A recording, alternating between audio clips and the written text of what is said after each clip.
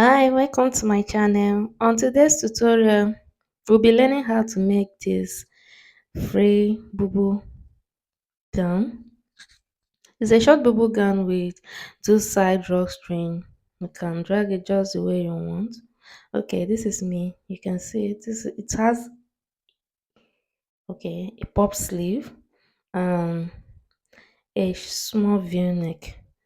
So this is the fabric we'll be using. Fold your fabric and get the length you want. My length here, I use 40 altogether, and I come down by 20 inches.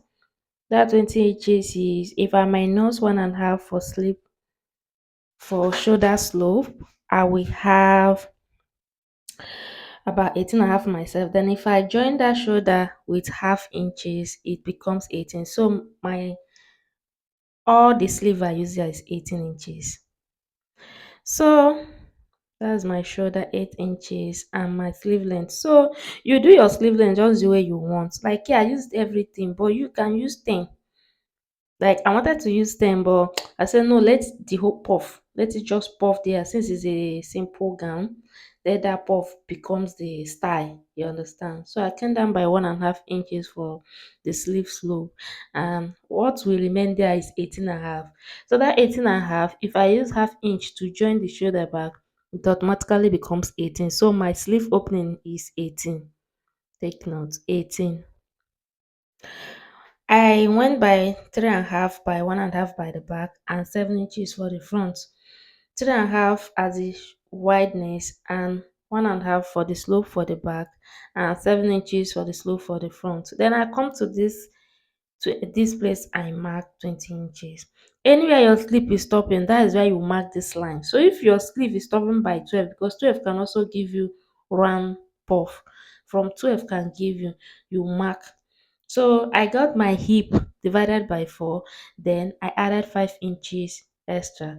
Now that 5 inches is 4 inches allowance and 1 inch for stitching allowance. That 1 inch is very important because of the drawstring. So any excess you added, just make sure you added +1. So my own is 4, then the remaining one is when I use and stitch it. Then take your straight line.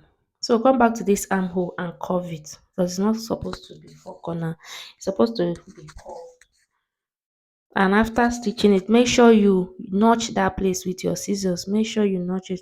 So this is place we are going to cut. I'm showing you, just cut to the neck. I wanted to do this thing another style, but I later decided to do it this simple one because I'm using the clothes sharp. I want to use it immediately. So let me just go with this very free one.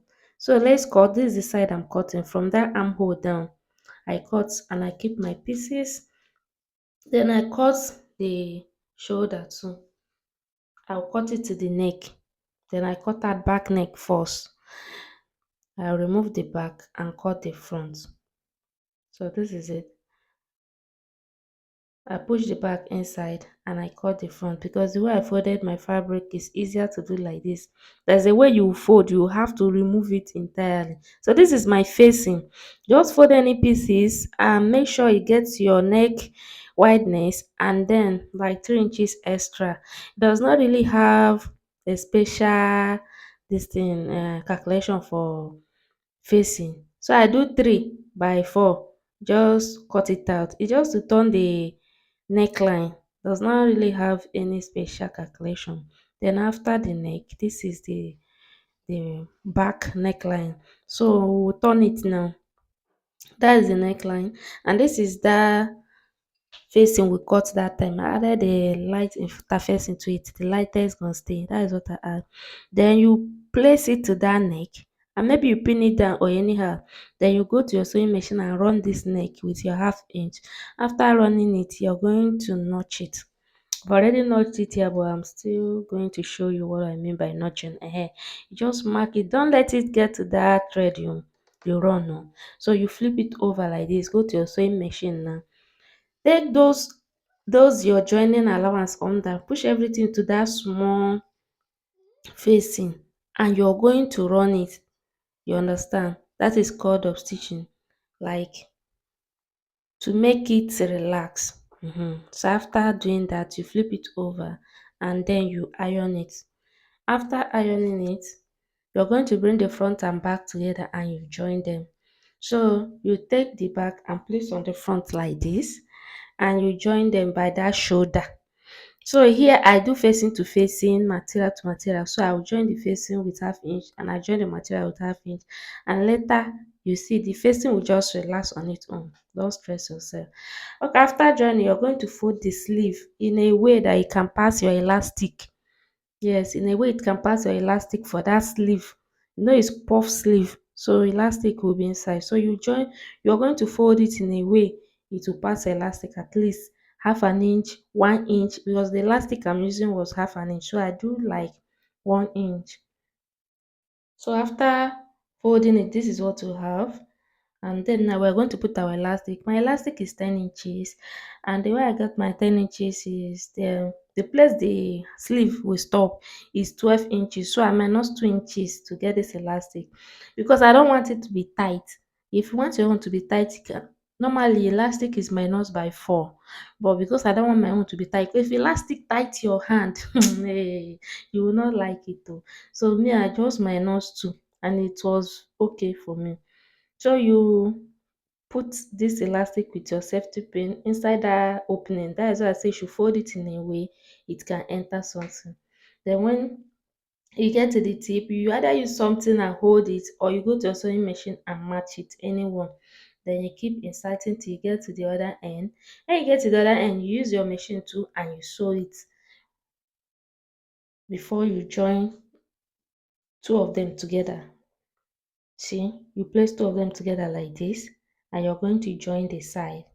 Please, you're going to join the side with 1 inch. It's either you start with half an inch from the sleeve, but when you get to that sleeve curving, you put hand, let it be 1 inch so that the drawstring will not disturb you when you want to put it. Then you leave like 4 inches opening. That is because you're coming to fold it down. You can even fold it down then first before you join it, but sometimes one can be longer than one. So that is why I like using this method. With this method, I'm sure that both of them are equal. If there's anything to trim, I'll trim it before folding it down. Do you understand? So that is why I do like this. So I've fold the front and back, then you close back that space you left.